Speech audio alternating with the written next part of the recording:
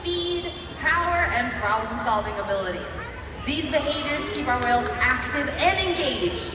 SeaWorld's killer whales have inspired generations to care for their natural environment, and we're excited to share their story with all of you here tonight. Killer whales are the ocean's top predator. They use cooperation and communication, not just size and strength, to take their place at the top of the ocean's food web. At the bottom are small animals, like krill. At the top, the apex predator, the killer whale.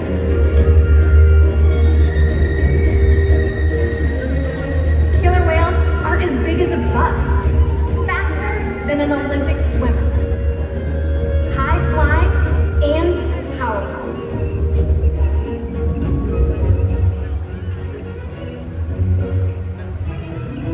We're going to see all of that and more. These behaviors contribute to an environment that is full of enrichment.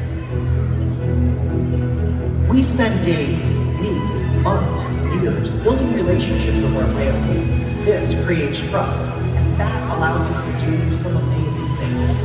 For example, when you visit the doctor, you present your arm to draw blood, or step on the scale to see how much you weigh. It's much the same with our whales. Today, we'll see the whales moving together in unison. These synchronized behaviors strengthen their social bonds and enable them to problem solve as a group. Working together as a team is what makes them the ocean's top predator. Scientifically, they're known as the Orca and more commonly known as the killer whale. Here at SeaWorld, we know them as Katina, Milani, Malia, Trua, and Makayo, our killer whale family. Makayo is the youngest member of our pod, and he's 12 years old. And Katina, our matriarch, or leader of the pod, celebrated her 46th birthday just this year. Katina is also our matriarch or leader of the pod. SeaWorld's animal training techniques create a language between us and the whales. It's a language of learning through positive reinforcement, encouragement, commitment, and care. Through these techniques and our relationships, the whales learn to trust us, and they even learn to take an active role in their very own health and well-being. One of the very first healthcare behaviors that we teach them is called a voluntary blood sample layout. Our killer whales are taught to roll ventrally or upside down and present their tail flukes. Not only does this give us a great look at their entire body, but it also gives us access to blood vessels which are easily seen on the white undersides of their tail flukes.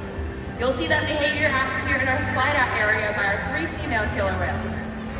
Notice that there's a very prominent vein on the underside of their tail flukes, and our veterinarians will collect a blood sample from these veins at least once a month.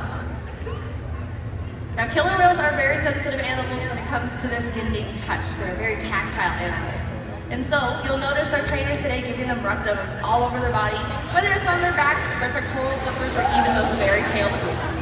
Killer whales have very sensitive skin, so this is one of the many ways that we can reward them for remaining calm during procedures like this one, and it's also a great way for us to strengthen our relationships with the whales. But blood samples are just one of the many ways that we can ensure their health. There's other types of diagnostics that we can also ask them to participate in. Everything from flushing out their teeth, just like you would brush your teeth at home, to even getting an ultrasound or an x-ray. Now, another very important diagnostic for killer whales is weighing them. And to weigh a killer whale, we simply ask them to slide their bodies up and onto a killer whale size scale located in one of our adjacent pools. Now, joining us out here in our slide out area are in our outdoor pool are our 3 female killer whales. And it looks like Nolani is going to be heading over to our slide out area to show us this behavior.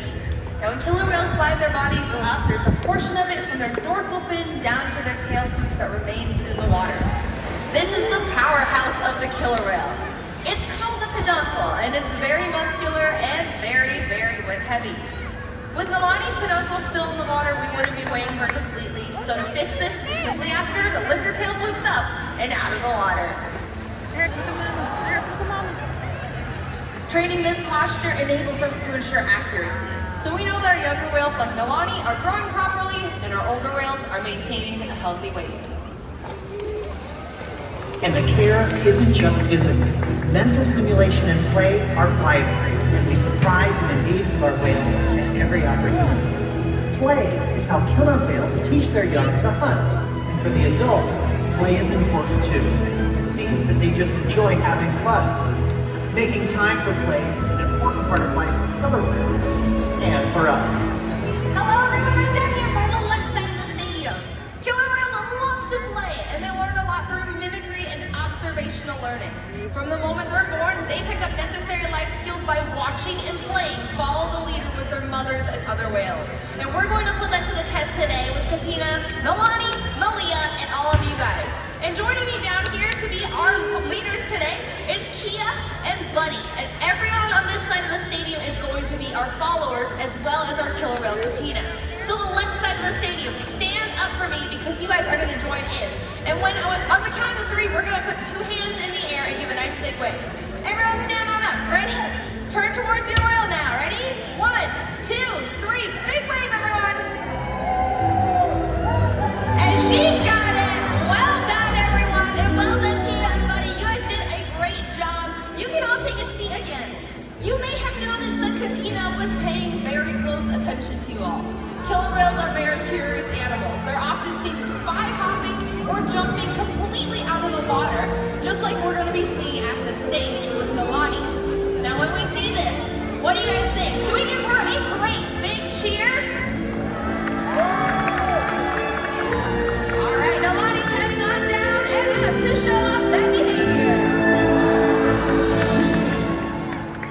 Alright, right side of the stadium is now your turn to play. So everyone stand up for a moment because we're going to see a really fun behavior called an alien. Get your right hand right in front of you and make a nice big claw. On the count of 3. 1, 2, 3. Alright. And Malia is off.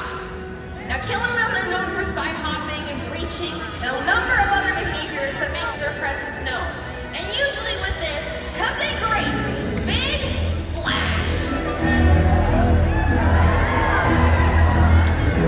Let's give it up one more time for our killer whale family and all our volunteers.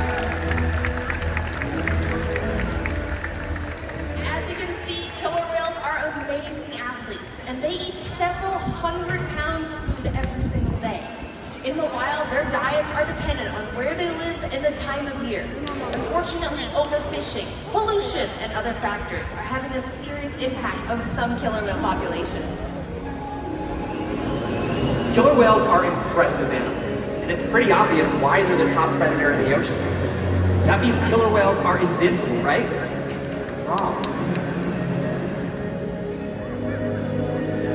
Killer whales depend on a plentiful food source and a clean environment. They're completely dominant, yet completely dependent. When it comes down to it, killer whales are not the most powerful animal in the ocean.